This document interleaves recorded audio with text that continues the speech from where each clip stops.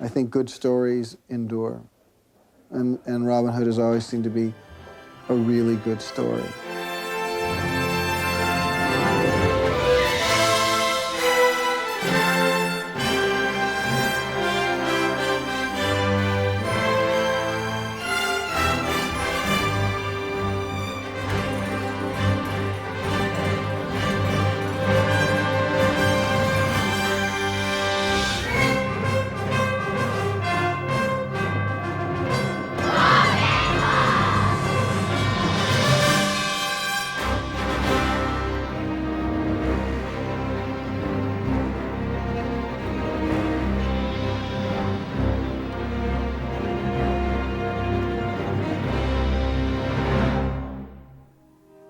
List and hearken, gentlemen, that be of free-born blood.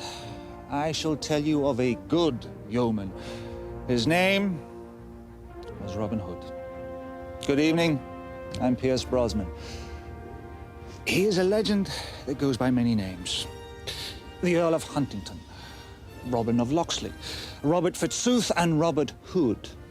But to centuries of storytellers, he is simply Robin Hood. Who was this outlaw? Did he actually exist?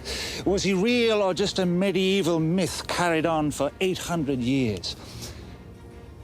It is a question that scholars still debate today. And for the next hour, we will explore the myth of the hooded man. Was he fact or fiction? Tonight, we will find out.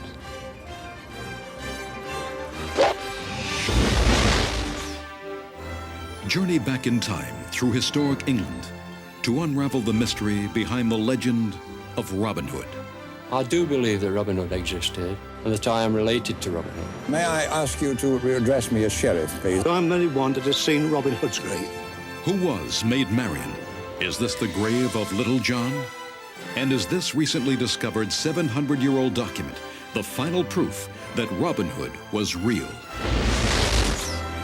Go on location behind the scenes of the most anticipated movie of the year. The stars, the filmmakers, an exclusive look at the making of Robin Hood, Prince of Thieves. And finally, meet Hollywood's hottest leading man, Kevin Costner. He's just one of those actors that grabs you, you know, you like him. I would just give him a 10. Well, I hope I don't bring a whole end to the legend. That's what I'm like hoping.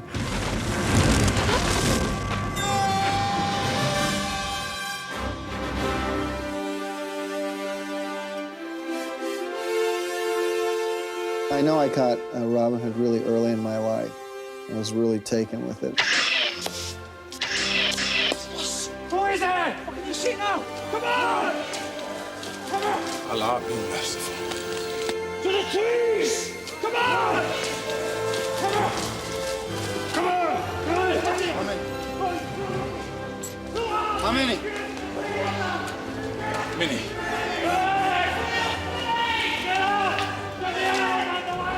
He is a hero. He's a larger-than-life character. I mean, there's even some question as to whether or not he really existed. If he was just something that people created because they needed a hero. You know, a guy who's witty and he's talented and he's strong and he comes from sort of the upper classes, but he supports the underdog and he does everything right. And that's what most heroes are like. It's one of the most famous legends in the world. You know, they say there's 7 basic stories, and I don't know what the other 6 are, but I'm sure one of them is Robin Hood. Other legendary figures like King Arthur, William Tell, and even Jesse James have become part of our modern culture, but none with the romantic flair of Robin Hood and his band of merry men from Sherwood Forest. He robbed the rich to feed the poor, waged war against corruption and injustice, and won the heart of the fair Lady Marian. And when it came to bows and arrows, it is said that Robin was the best in all of England. He could pinpoint a target at 300 yards and hit it dead center. We do know that 800 years ago, another forest needed to be saved, and a legend was born.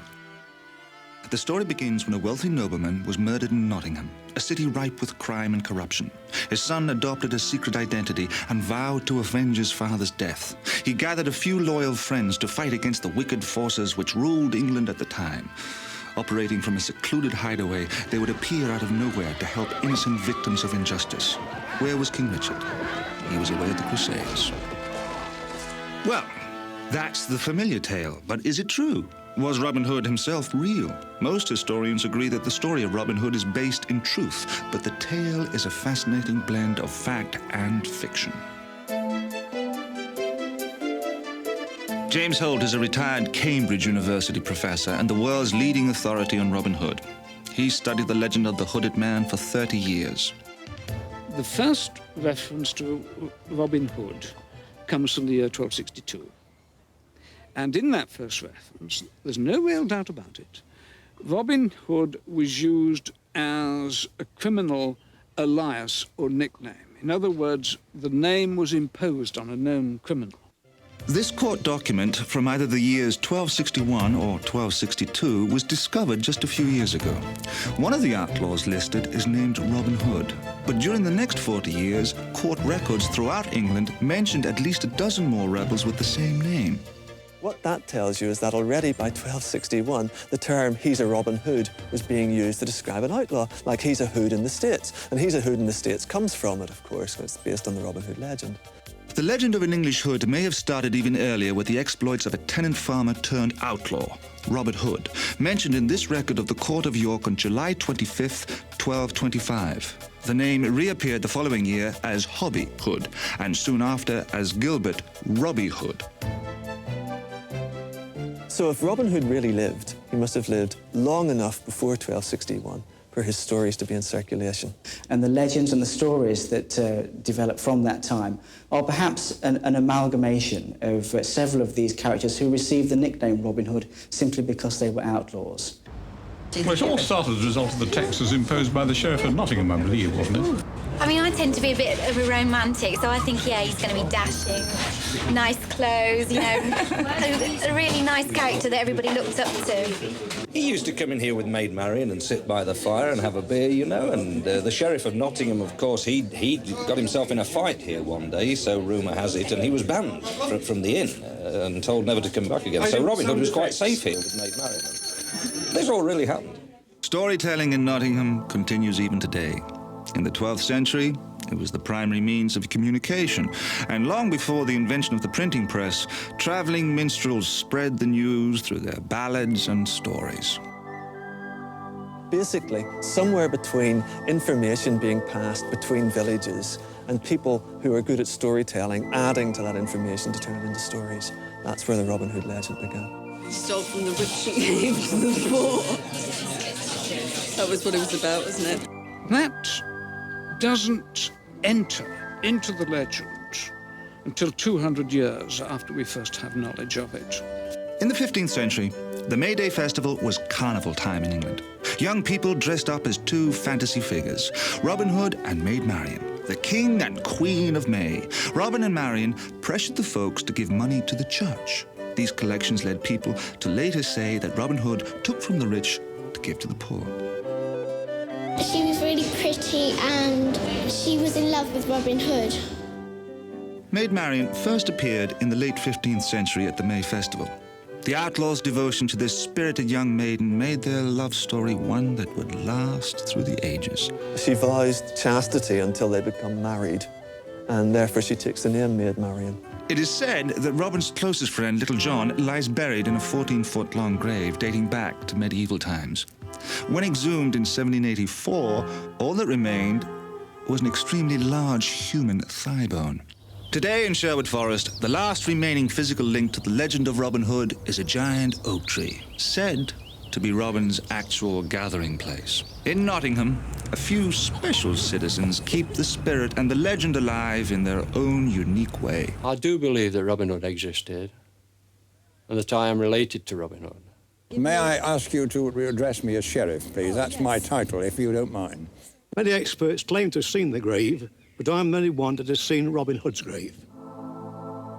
He's a symbol, again, of right and wrong. So, That will keep him alive, I think. Now, it may be fiction, it may be escapism, but it's always going to be with us. It's none the worse for what it is.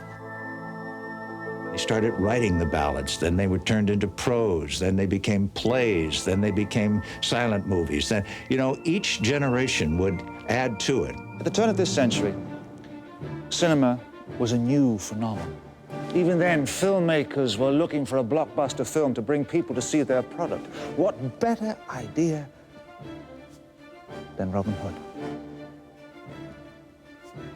Now, many people think that the first Robin Hood was the 1922 version starring Douglas Fairbanks. In fact, there were 5 silent Robin films prior to Fairbanks. 3 were British films, and 2 were from Hollywood. Bringing Robin Hood, Prince of Thieves, to the silver screen was just about as difficult as... well, it was just about as difficult as Robin Hood's legendary fight with Little John to gain control of the band of merry men of Sherwood Forest. The props, the costumes, the weapons, all had to create a strikingly authentic 13th century England. Robin Hood, Prince of Thieves, was shot on location throughout England, including historic grounds that have been protected since the time of William the Conqueror.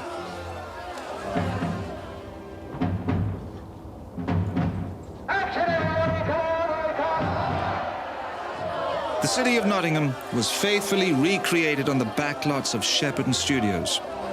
Go please, go cameras. 611, take 1, see cameras.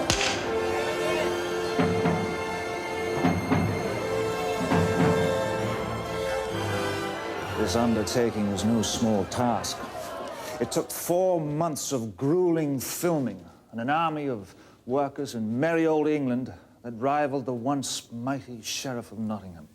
To reproduce an accurate portrayal of 12th century England, including realistic clothing, Robin Hood's traditional costume became an unrealistic choice.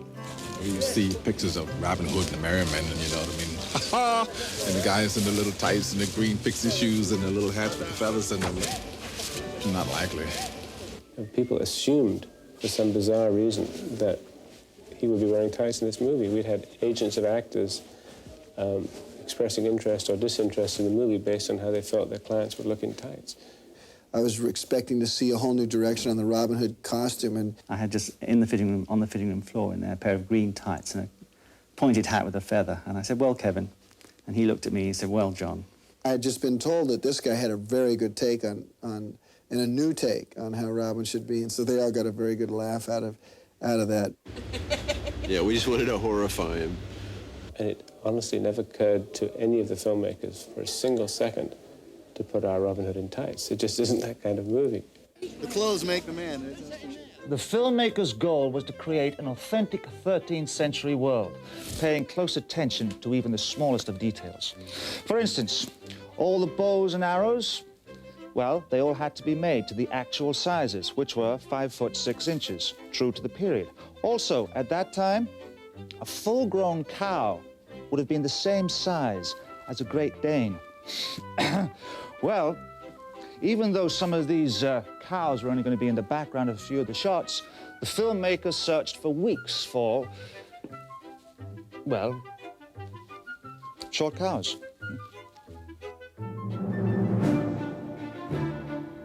It was tough. There's no question. It was the hardest picture I've ever worked on. When you're shooting a sequence, one of the best feelings is when you watch something unfold before your eyes and you really get excited and into it and you see it working. I mean, that's why I do it, is because those sort of ephemeral moments that are there and then they're suddenly gone, and hopefully you captured them on film. Go. When he fires, boom. He was making a film, and I wanted to come out here and help. Boom. First one, back on him. Pulls the second one over his shoulder. Boom. We're lucky because when we work together, we can speak in a certain kind of shorthand that only comes with knowing someone. And it's great because we can just be completely open with each other and say, no, I don't like that, or, yeah, that's great. Boom. And then you turn here. Whack. And then he goes on up the hill. This isn't the first time the Kevins have worked together. Previously, they teamed up for Fandango, Costner's first leading role. Well, it's funny because I had actually known Kevin a couple years before we did Fandango. When I was doing a student film at USC, he came in and read for it. Yeah, and it was the role was between he and another guy, and I cast the other guy. I'm not very good at this.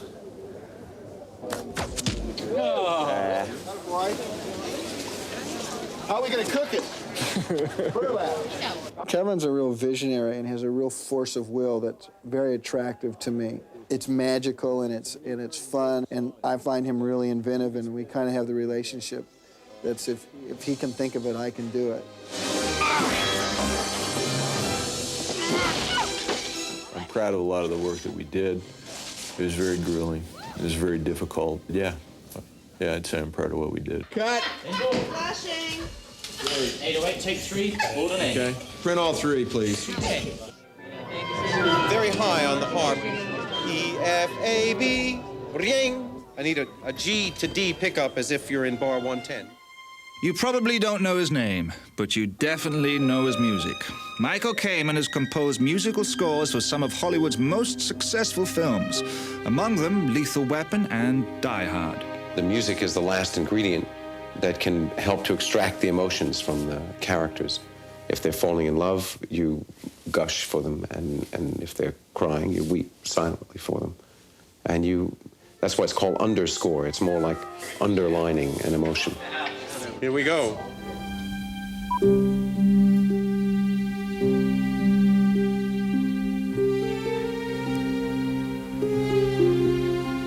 Capturing the emotion required some dedicated musicians, 110 to be exact.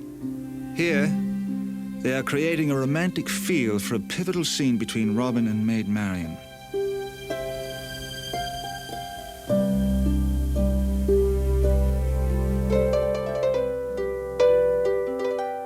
The basic theme is really simple. It's just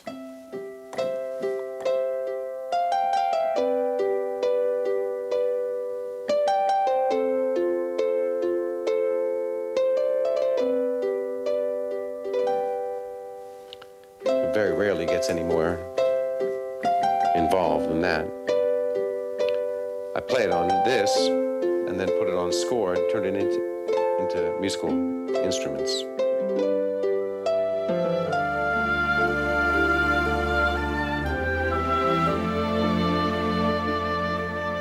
It's big, it's full of heroics and power and real compassion. I've carried an idea of who Robin Hood is in my mind since I was 6, so that's a pretty strong vision to have musically.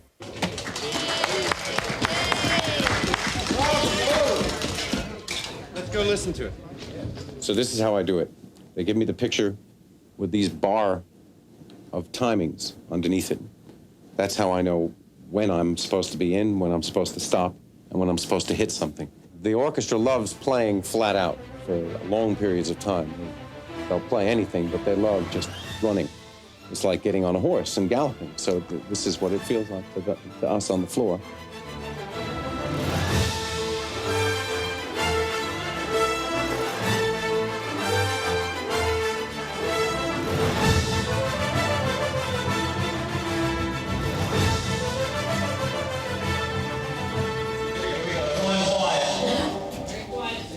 There's this lovely episode where Maid Marian follows Robin Hood into his camp in the woods. He sees her off by the lake. Robin asks her for 2 favors. She says, yes, okay, I'll do the first one. And he said, I need you to get a message. Will you do this for the king? And she looks at him hard and she goes, No. I'll do it for you. and we've been building it up. Pages and pages and pages of music. And finally she kisses him. And that's where the score turns black with notes and everybody goes,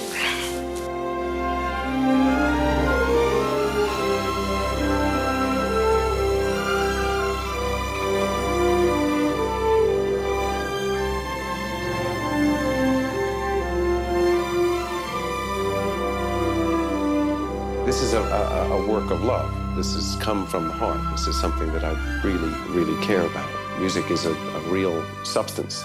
It's a very powerful substance, and it's got to be taken seriously.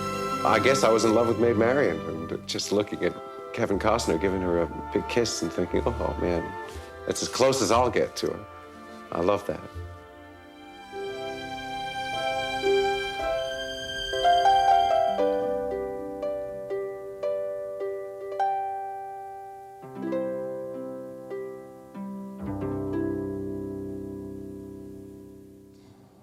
My personal reason for doing Robin Hood was that genuinely inside me was a desire to create the myth of Robin Hood again as I believed it could have happened.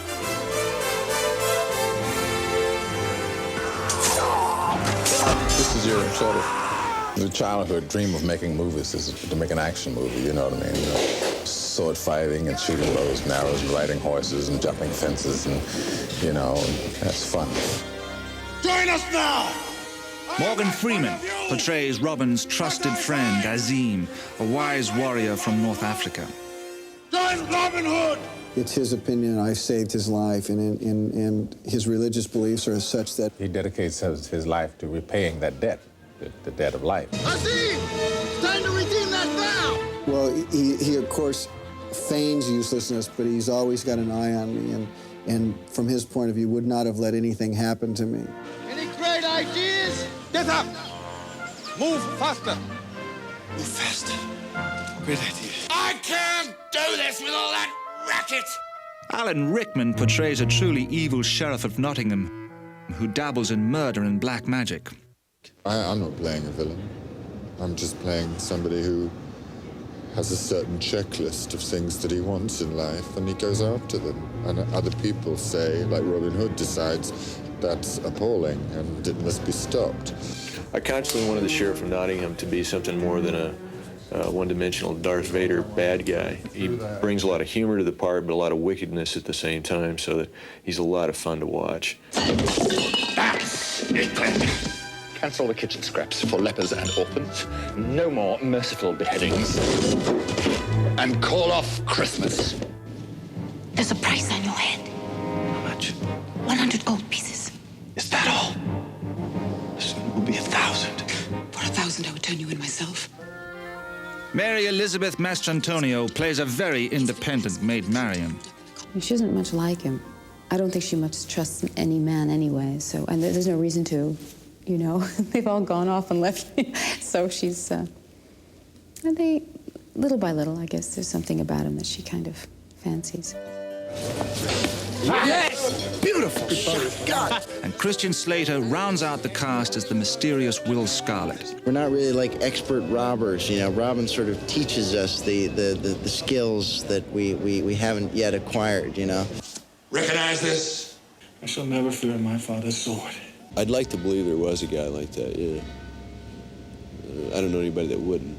What is it that has allowed this character of Robin Hood to exist for 7 centuries? Well, for one thing, he stood up for the common man. He was fearless in battle, but yet he was a compassionate friend. He was a free-spirited adventurer, but had a pledge for only one woman. And yet, he was considered a rebel with a cause. It can be said that Kevin Costner, the new Robin Hood, is also a rebel with a cause. He bucked the Hollywood system, didn't he? Fearless in battle, and made Dances with Wolves, a film given not much chance of succeeding at the box office. Well, 7 Oscars later, Kevin is still a family man and has garnered huge popularity by his on-screen portrayals. This is a story about an unusual actor who loves to do his own stunts. As long as he's doing the action, I think he's happy, and he wants to be up there amongst it. So you have to make sure that he's safe while he's doing it. But he has tremendous courage and a great deal of the swashbuckling attitude that Robin Hood needs. He's got it.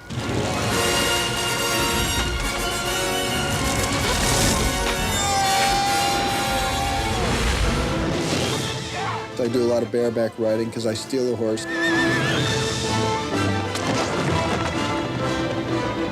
Sea cabbing on a horse is great. I mean, he is such a brilliant rider. And we've thought up a couple of new inventions where I run over the backs of 4 standing horses, which is not easy, and then jump into the saddle of another one, or the sheriff's horse, actually, a white stallion.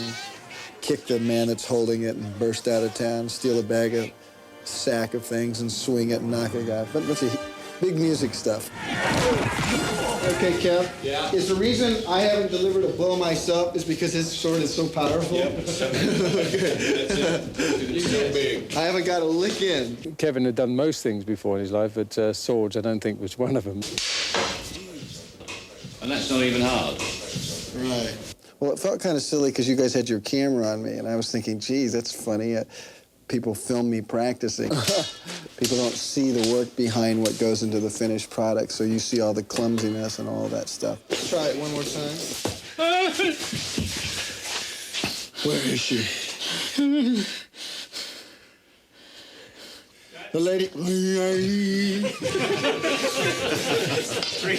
Pick a slower man. Pick a smaller man. Pick a dumber man, and you usually can win. And action!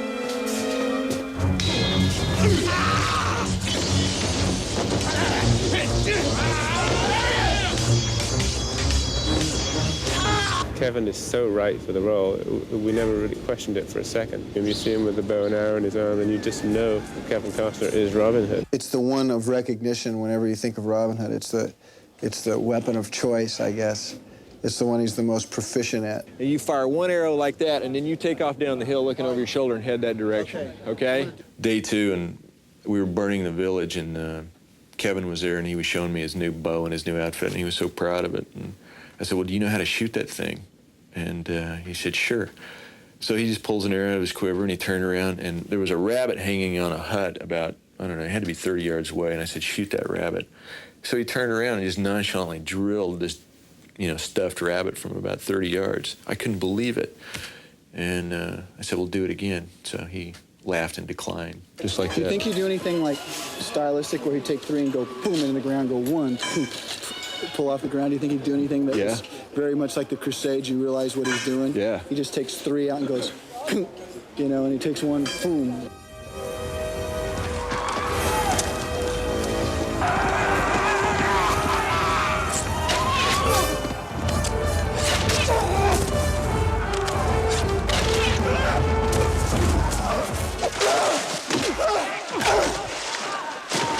We were shooting the sequence between he and Little John where they battle in the river. Done a lot of things in my career, none any harder than that. You can't really tell when you see the scene now, but that water was about 32 degrees. You're talking about 10 hours a day in the water. And we shot for 4 or 5 days. From the get-go, I fall in the water. Between takes, he was so cold that his hands would cramp up. It was really cold.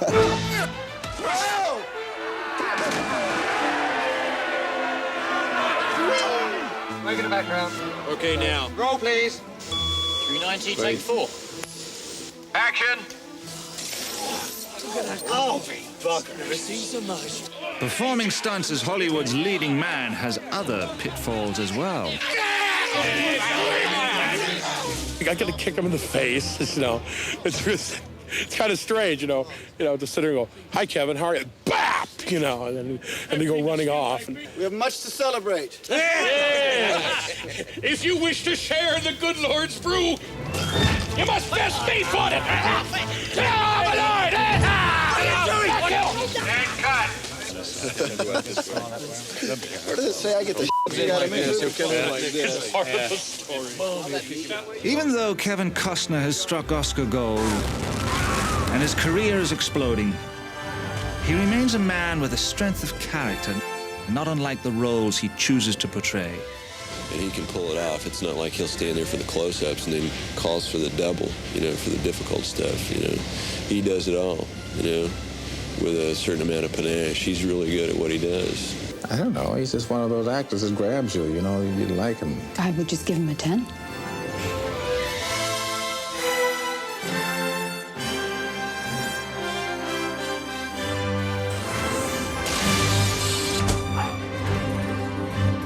Well, I hope I don't bring a whole end to the legend. That's what I'm hoping.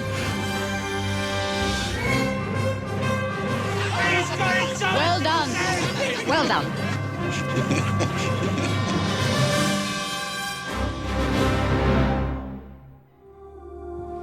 amidst the darkest glades of Sherwood Green, in the deepest part of the wood, some say can still be seen the ghost of Robin Hood. So, did Robin Hood really exist? Do we really want to know? After all, if it were to be proven that he did not exist, and that has never been proven, who would fight for the underdog? Who would wage war against corruption and tyranny? Who would prove that chivalry is not dead?